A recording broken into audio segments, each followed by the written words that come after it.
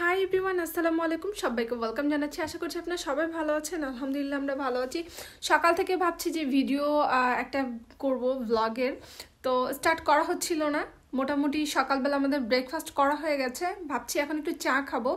তো চা করতে যাব। আর আজকে হচ্ছে টুকটাক কিছু বাসার কাজ আছে, সেগুলো করব। যেমন আজকে হচ্ছে অনেকদিন পরে ভাবছি যে মোমো বানাবো। তো মোমো যেহেতু বানাবো, মোমো বানাতে গেলে অল্প দু একটা তো বানানো হয় না, অনেক বেশি বানানো হয়। তো এই জন্য হচ্ছে আমি একটু দিয়ানা বাবার হেল্প নিব মোমো বানানোর জন্য। তো চলেন তাহলে কিচেনে যাওয়া যাক। আমি এখন চা খাবো, চা খাওয়া দিয়ে ভিডিওটা স্টার্ট করি। ইদানিং না আমি খুব অলস হয়ে গেছি। এক কাপ চা যে আমি চুলোর মধ্যে বানাবো সেটাই হয় না। আমি এখন ওভেনের মধ্যে এক কাপ চা বসিয়ে দিই।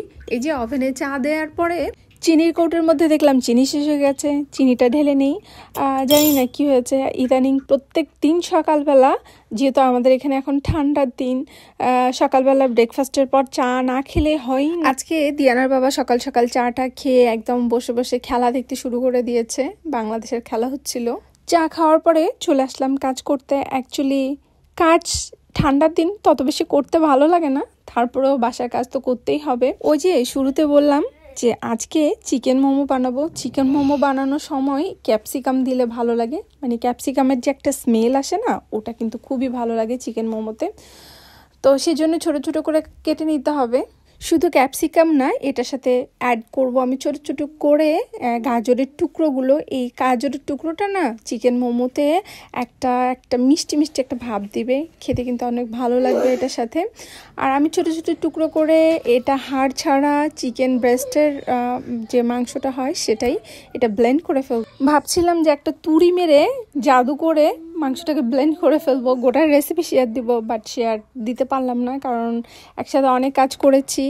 তো এই যে চিকেন মোমোটা বানানোর পরে ভাবলাম যে একটা ভিডিও করে রাখি। এখানে তো মাত্র 2 প্লেট দেখছেন, আরও অনেকগুলো করা হয়েছে। বানাতে বানাতে আমরা সিদ্ধ করে খেয়েও ফেলেছিলাম। মোমো বানাতে প্রায় 2-3 ঘন্টার মতো লেগেছে। তো এখন চলেন আপনাদেরকে একটু বেলকনি থেকে ঘুরিয়ে নিয়ে আসি। অনেকদিন থেকে ভিডিও করা হয়নি।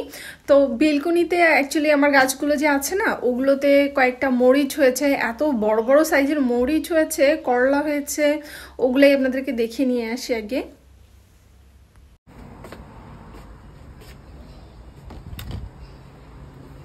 এতদিনে অ্যাকচুয়ালি আমাদের মরিচগুলো দেখানো হয়নি। এই যে দেখেন কত বড় বড় হয়েছে এক একটা মরিচ। এখানে অবশ্য একটা পেকে গিয়েছে, এই যে। আর একটা করলা হয়েছে, এই যে করলার অবস্থা। এদিকে ভাবছি কাটবো, কেটে নিয়ে যাব। এই যে আমার পোশাকের গাছে অনেক ফুল হয়েছে।